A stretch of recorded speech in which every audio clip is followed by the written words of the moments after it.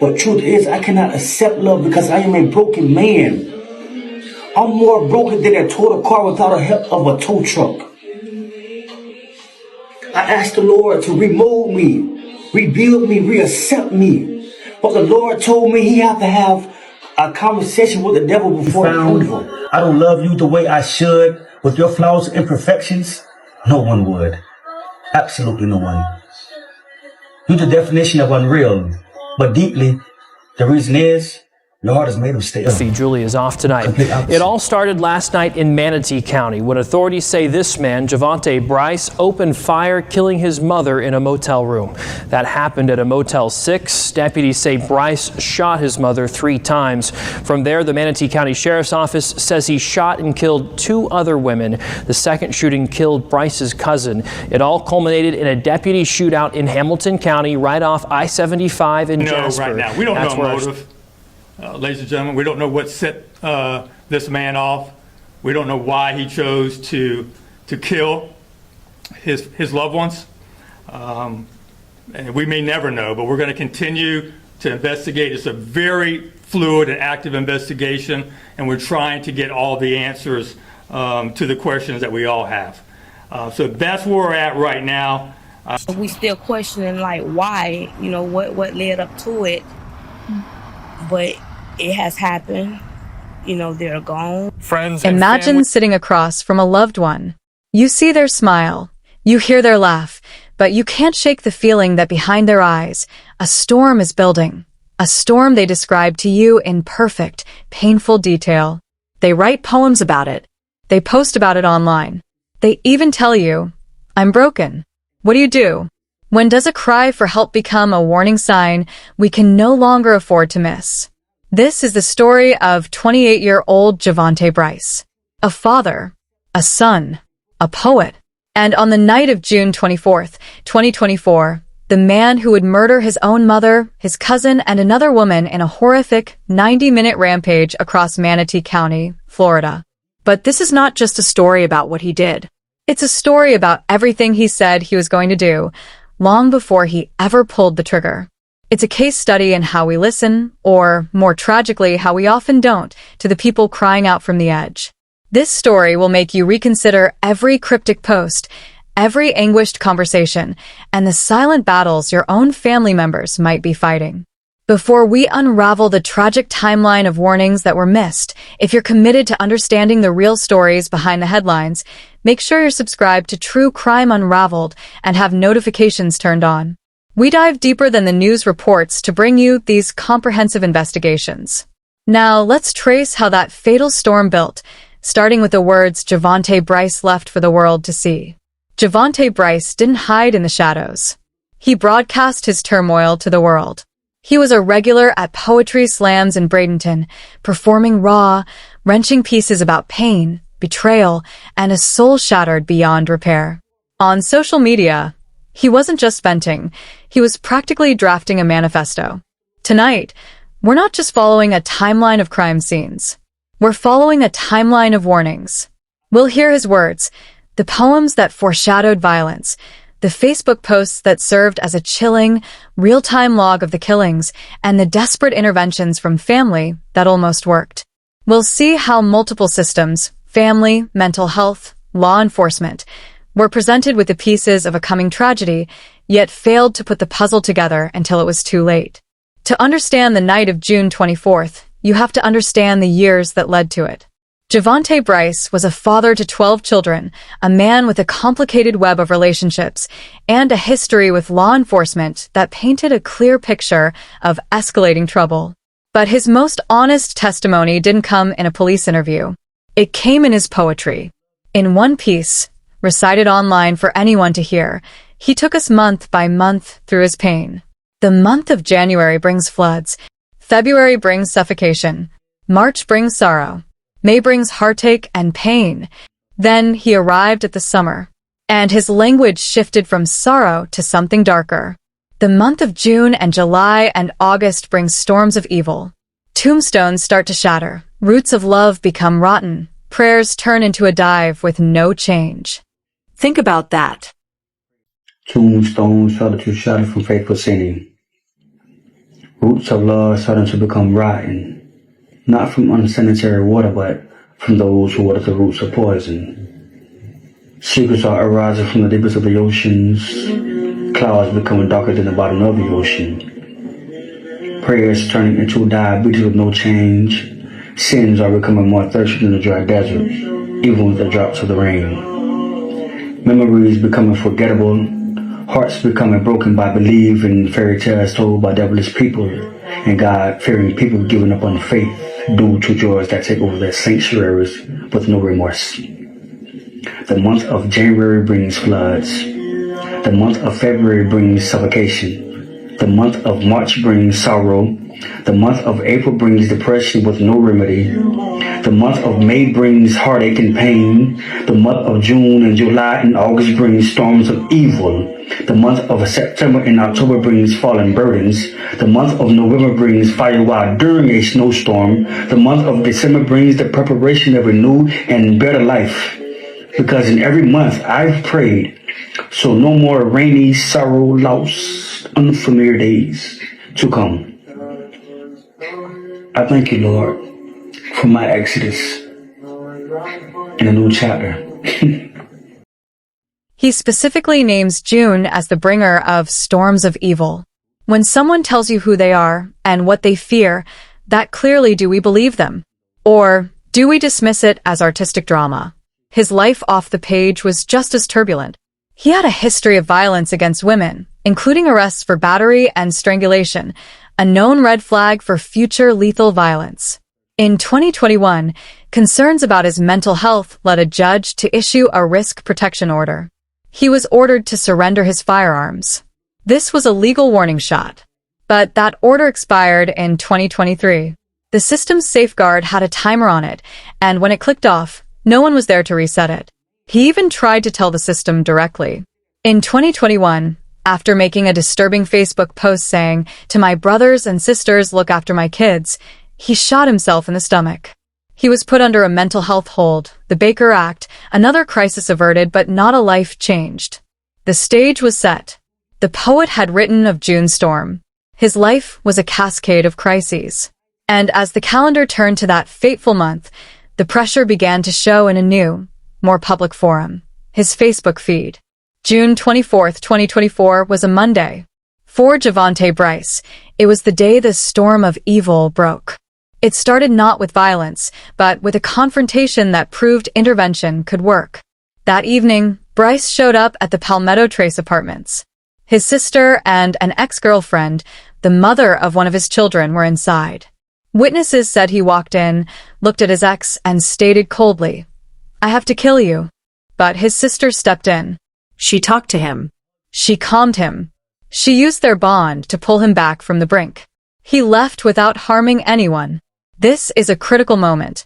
It proves he was still reachable, that human connection could still derail his plans. But no one called the police. The first and most successful warning of the night went no further than that apartment.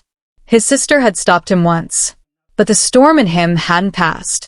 It had simply changed direction. And now he was alone, in his car, with a gun and a heart full of fury. Where would he go next? The first clue came not from a police radio, but from his Facebook account.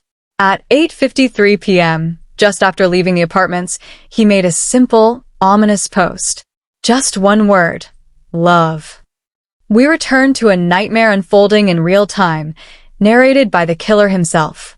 From the apartments, Javonte Brice drove to a Motel 6 in Bradenton. His mother, 48-year-old Tatinisha Pi Scott, was staying there with her boyfriend and two of Javonte's young sisters. She had taken him in when he needed help. Now he walked into her room. He looked at her and said, "I'm sorry, Mom." She asked, "What did you do?" He then shot her 3 times in front of his siblings. He fled. And at 9:36 p.m., he picked up his phone. On Facebook, he tagged his cousin, Sequoia Brice. He wrote, "I love you, bae. See you in hell." This wasn't a goodbye. It was a target notification. Just 4 minutes later, at 9:40 p.m., deputies were called to a family cookout in Palmetto. Cookout Brice, a 29-year-old certified nursing assistant and mother of two who had just celebrated her birthday, was getting into her car. Javonte pulled up and shot her. She would die at the hospital. He had seen his cousin, called her bae online, and then killed her. But he wasn't finished. He drove to a home in Bradenton. His target was Chanel Pig Carter, a 31-year-old hairstylist. She was the new partner of another one of Javonte's ex-girlfriends. She had encouraged her partner to seek help from his harassment. She was, in his mind, another problem to be eliminated. At 10:04 p.m., he shot Chanel Carter. And again, he took to Facebook. His post read, "Pig, I love you, but you had to go." Let that sink in. In the space of under 90 minutes, Javonte Brice murdered 3 women. And after each one, he paused to post a tribute-taunt on Facebook. He declared love and then delivered death. This was a calculated, hateful performance. He was documenting his own crime spree for an audience, turning social media into a sinister scorecard. With 3 lives taken, Javonte Brice got back in his car and headed north on I-75. He was aiming for Georgia, where authorities believe he intended to target another ex-girlfriend. The Manatee County Sheriff's Office had issued a statewide "be on the lookout" alert. As he drove, he made more posts. He tagged a woman named Kyla, writing, "Baby, I love you too," causing panic among her friends and family. His final post was a threat to someone else. "Since I can't catch you, I'd catch your brother." The list, it seemed, was still growing. But law enforcement was now closing the net. Just after 1:30 a.m. on June 25th, Hamilton County deputies spotted his car near the Florida-Georgia line. They initiated a stop. Brice pulled into a gas station parking lot. For a moment, it seemed he might surrender. Instead, he stepped out of the car and immediately opened fire on the deputies. They returned fire. Javonte Brice was killed at the scene. In his car, they found the weapon and a handwritten list with more names and addresses. The storm was over, but the devastation remained. 3 families were left to bury their loved ones. Tanisha Scott, the nurturing mother. Cookout Brice, the joyful cousin and mother. Chanel Carter, the loyal partner. 12 children lost a father, and some lost their mother in one night. The official question from law enforcement was, "We don't know what set this man off." But was that really true? The clues weren't hidden. They were published. They were performed. They were in police files. His poetry predicted a June storm. His Facebook posts narrated the murders in real time. His history screamed of danger. His own sister successfully intervened once, proving he was susceptible to pleas. So where was the failure? Was it in the mental health system that released him after a suicide attempt without long-term support? Was it in the legal system that let a critical risk protection order expire? Was it in our own tendency to hear a cry for help but not recognize it as a warning of imminent disaster? Javonte Brice's story is a tragic jigsaw puzzle. Every piece of the coming catastrophe was visible: the poems, the posts, the violence, the pleas. The picture they formed was undeniably grim. Yet, no one could assemble it in time to stop him. It forces us to ask, in our own lives, who is writing poems of despair that we dismiss as moodiness? Who is posting cryptic messages that we scroll past? Are we listening, truly listening, to the people who might be telling us in their own way that they are standing on the edge of a storm? This has been a deep and difficult story on True Crime Unraveled. To our incredible community on YouTube and over on Facebook and TikTok at True Crime Unraveled TV, thank you. We see every comment, we read every theory, and we are so grateful you're here. You are the most engaged audience, and we learn from you every day. Please keep it coming. Now, we want to hear from you. Look at the warnings in this case, the art, the social media, the legal history. Where do you think the single most important failure happened? Could this tragedy have been prevented? And if so, how? Drop your honest thoughts in the comments below. Let's have this crucial conversation. If this investigation into the echoes of violence before the shot resonates with you, please give this video a thumbs up. It helps more people find our channel and join this community of thoughtful viewers. To make sure you never miss our next deep dive into the stories behind the headlines, hit that subscribe button and turn on notifications for true crime unraveled. Until then, stay curious and stay kind. Life is so beautiful. And what makes it so beautiful is when you look me in my eyes and you told me that you love me. And I lied and told you I accept that love. But truth is, I cannot accept love because I am a broken man. I'm more broken than a total car without the help of a tow truck. I asked the Lord to remove me, rebuild me, reaccept me. But the Lord told me he had to have a conversation with the devil before approval. So what do you think I look like to society? Society laugh at me. Society joke about me. So when I walk this earth, I'm laughed at. Laughed at from the deaf, from the blind, from the weak and the broken. So when you look at me, just please accept me for who I am. Because if you cannot accept me, what's life? I'm sorry. I'm so sorry. Just love me. For I don't understand the love of others. I just give out love. Because that's how my heart is set up. I'm sorry. Sincerely. I don't bring you flowers anymore. I bet you wonder why. Every time I look into your eyes, all I see is a complete lie. I don't hug you like I used to because I am not attracted to what I am not amused to. I don't kiss you at all. I can't kiss someone I hardly miss. Even when I go to drinking, you was not who I am thinking of. I don't sex you like I sex you. I'm too worried about the next. I don't go in public with you because that's too public for you. When the sun goes up and down, I am not around, nowhere to be found. I don't love you the way I should. With your flaws and imperfections, no one would. Absolutely no one. You're the definition of unreal. But deeply, the reason is, your heart is made of steel. Complete opposite. My sadness grows as my trust fades away in the midnight dust. My love is enveloped, yearning for hope from the angels who dance freely in waters of the oceans when sunset sets.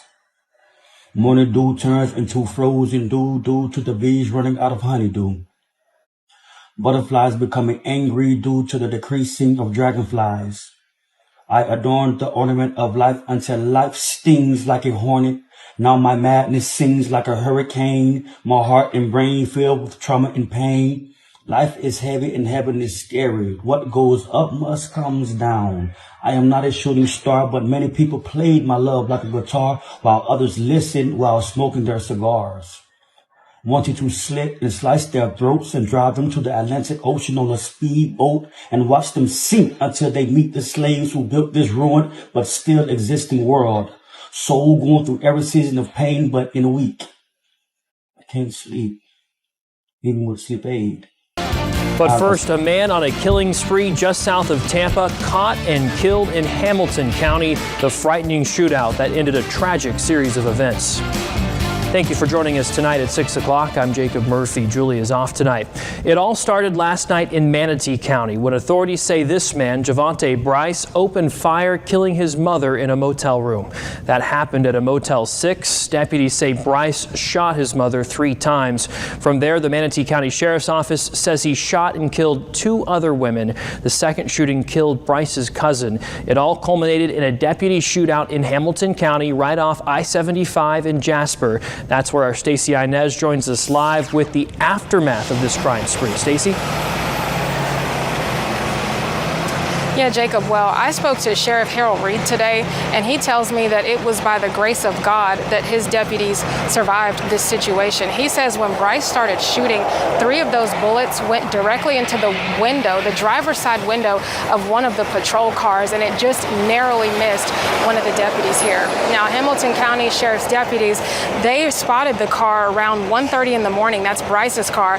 It was on I-75, and they say Brice voluntarily pulled over into the ExxonMobil here after seeing the deputies following him. Now, Sheriff Reed says Brice was in the car with another woman. They both put their hands up as they were told, but when Brice got out of the car, Sheriff says he started shooting at deputies. About 40 to 50 rounds were fired between the deputies and Brice was ultimately killed in the gunfire.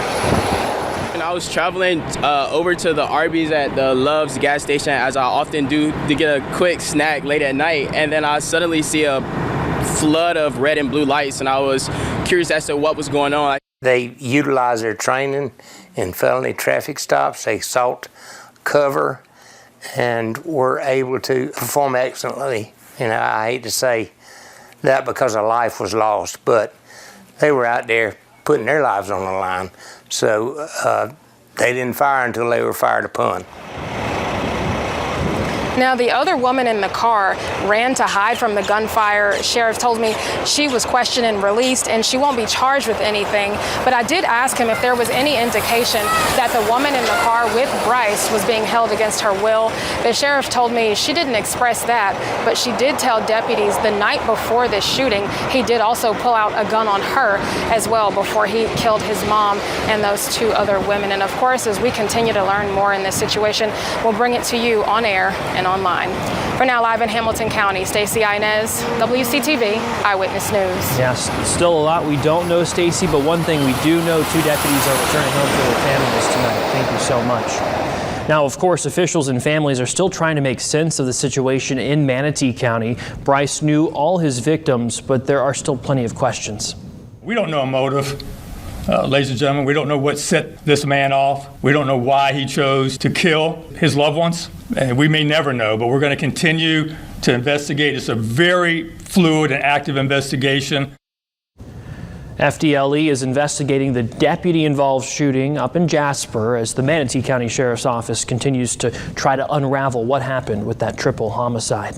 Now, we sent out a push alert to our app early this morning as soon as we learned of the deputy shootout in Hamilton County.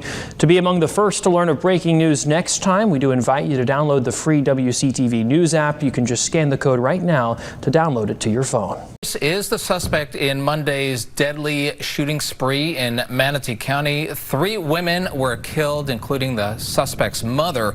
ABC 7's Jordan Litwiller joining us live from Manatee County with the latest. What can you tell us, Jordan?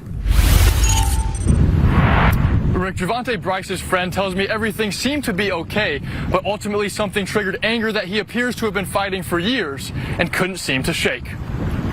Hearts broken, families shattered, and multiple lives lost. We still questioning like why, what led up to it, but it has happened. They're gone. Friends and family still processing the unimaginable after 3 innocent women were killed. He was having a good day. I had asked him how his football game went the day before.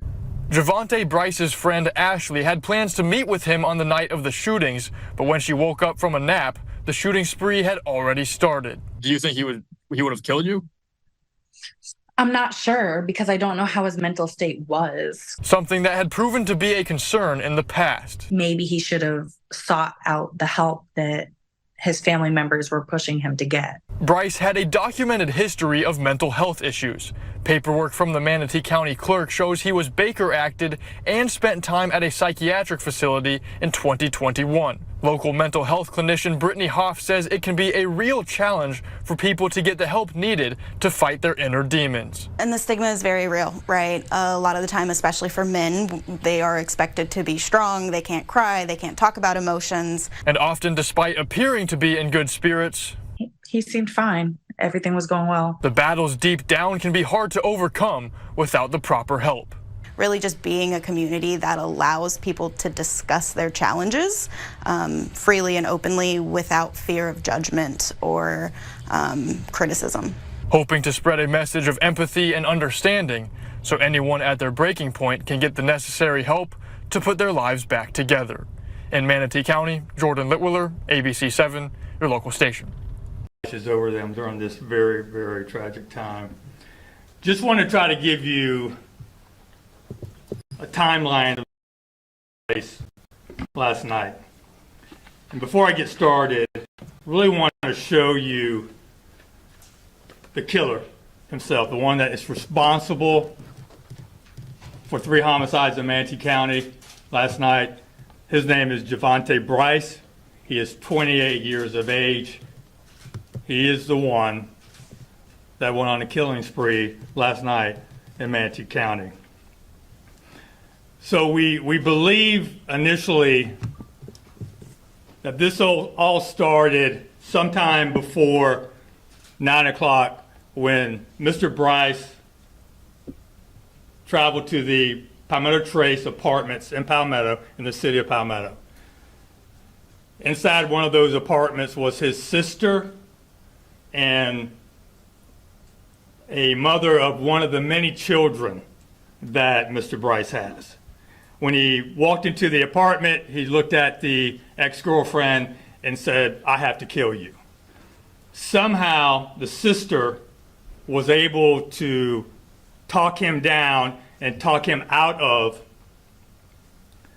him shooting this ex-girlfriend. She later told investigators that he was acting very strange, not really sure what was going on with him. At 9:17 p.m., we know that he traveled to the Motel 6 in East Bradenton. Inside one of those rooms was his mother, his mother's boyfriend, and 2 young juvenile sisters. He walked into that hotel room, looked at the mother and said, "I'm sorry." She asked, "What did you do?" And he shoots her 3 times in front of the boyfriend and these 2 innocent young juveniles. He then travels into Palmetto to the 900 block of 26th Street East. One of his cousins was at a cookout at this residence. She's starting to get into her vehicle to leave. He then shoots her at that location. She later dies about an hour after this shooting at a local hospital.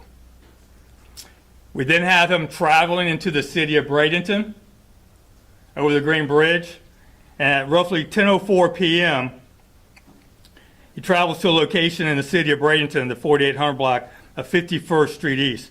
This is a residence where another ex-girlfriend lives and her now new partner. He does not shoot or kill the girlfriend, but he shoots and kills the new partner. So at this point, we now have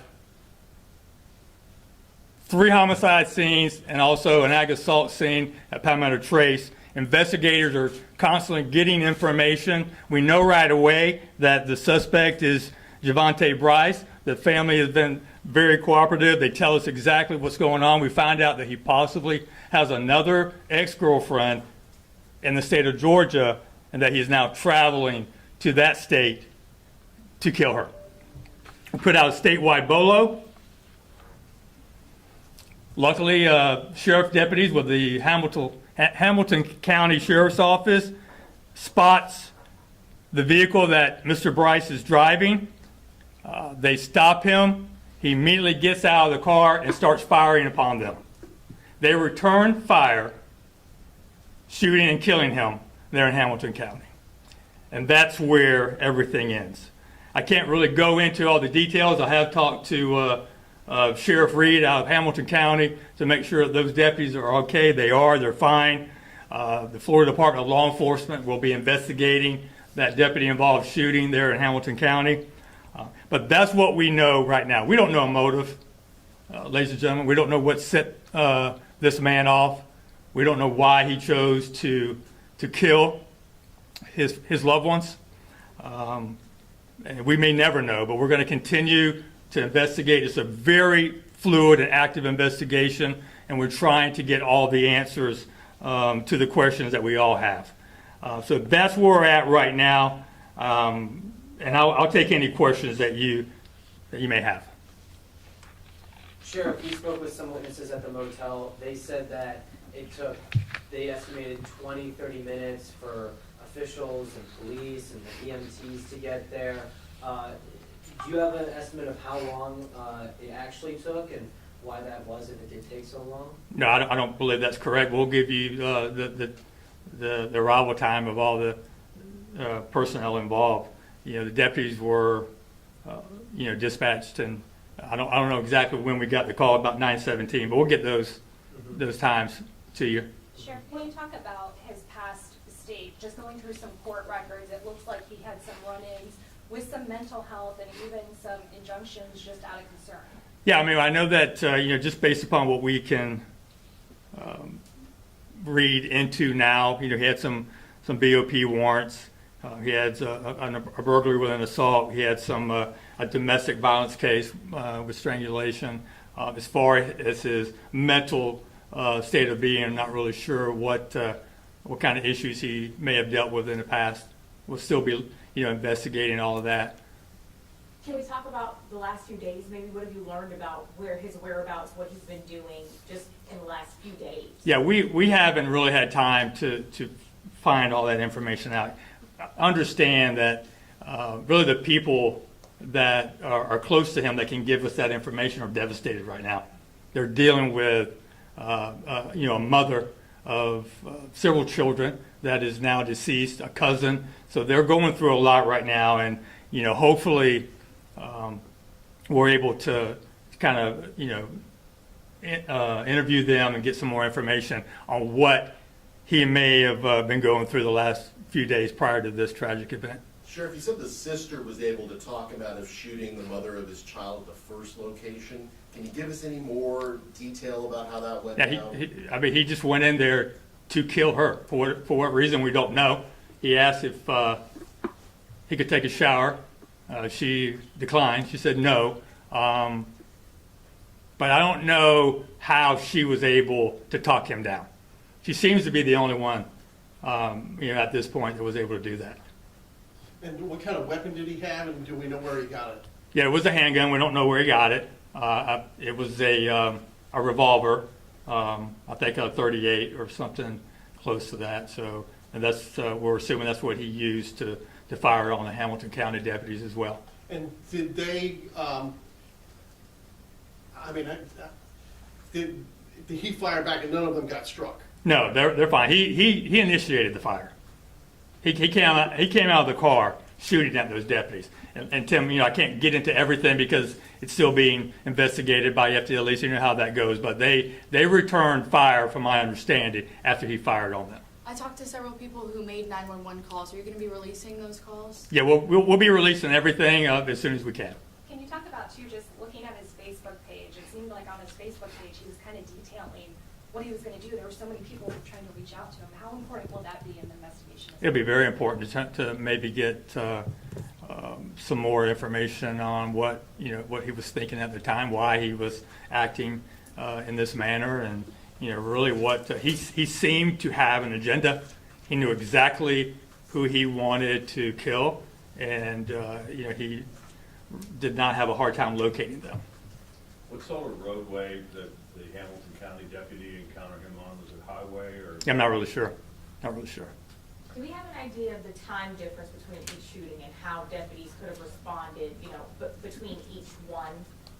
Well, I can tell you that the first call in relation to the homicide at the Motel 6 came in at 9:17, right? So that's East Manatee County. That's by the interstate. We then got a call of the shooting in the city of Palmetto at 9:40 p.m. And then we got a call of the shooting in the city of Bradenton at 10:04 p.m. I spoke to several people at the motel who were saying that they believed that the situation was regarding a custody battle. Do we know if he had custody of his kids or, any situation like that? Yeah, I don't know how anyone, quite honestly, at that hotel could have any accurate information. Inside that room is his mother, his two sisters, and the mother's boyfriend. So none of the children that belong to him were in that room. How many children does he have? We believe 12. That's the number we have right now. Was he by himself when he was going to Hamilton County? He did have a female with her. She's being interviewed at this time, and she'll be interviewed by our investigators as well. We don't know her relation to him at this point, but she was in the car with him when the shootout took place in Hamilton County. How crucial was it to get to him before he made it to Georgia? I mean, not only to prevent any more killings, but how would that have complicated the process for you guys if he did make it across state lines? Well, I mean, I think that the main focus for us is to save a life. If he would have ended up being arrested in Georgia, that's just, procedure. That would not have been an issue for us. Eventually, we would have gotten him back to Manatee County. The main thing is we were able to save that ex-girlfriend from being shot and killed. And I really want to praise those deputies from Hamilton County and Sheriff Reed for just really being on the lookout for this suspect and taking care of business. In the midst of the three, though, when did you learn that it was the same person? In the midst of the three incidents? As we go to each individual scene, as people, investigators and officers get to the scene. So each scene, there were witnesses that gave us the name Javonte Brice. And so I'm just trying to make sure, there was nothing else that could have been done in between either of them to get to him before the next. No, we didn't know where he was at. Did you know specifically where in Georgia he was headed? I really don't know. Do we know anything about his past? Like, where did he work? Did he? No. It's still very fluid, y'all. I mean, we're working on. These detectives have been up all night. We got 3 different crime scenes that we're processing. Luckily, we have the homicide task force. City of Bradenton is working with us. City of Palmetto. So this is going to take a while because each scene has got to be processed. We got to be meticulous here. Do you know if the woman was in the car with him for the first 4 incidences? We believe so. We do believe so, yes, ma'am. Are you releasing her name? Not at this time. Any more questions? Are we able to get the names of the victims yet? I haven't seen any listing of it. No, we will as soon as we are done with the families and make sure the family's okay with that. Once again, I just want to stress, this family is devastated.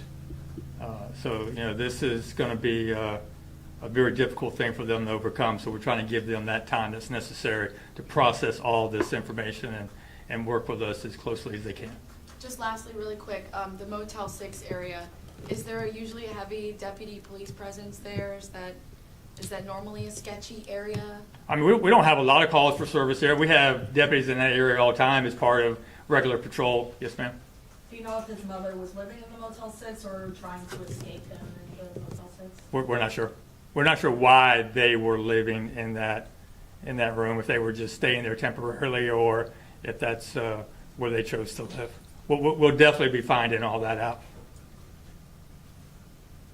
Has the family had any other complaints about this suspect, like any other calls to police outside of this incident? Do you know of? No, well, not that we know of. I think that there may have been a case with him in the city of Bradenton at one point, maybe a child custody neglect, something. But once again, we'll have to go back and research all of our calls for service to see if that was something in the past that we dealt with.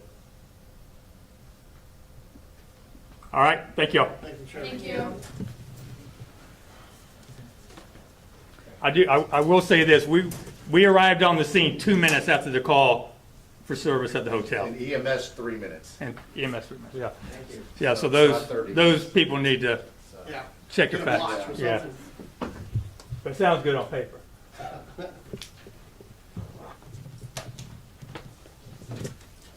Y'all can stay in here as long as y'all need to do what you got to do, okay? Thank you so much. Yeah.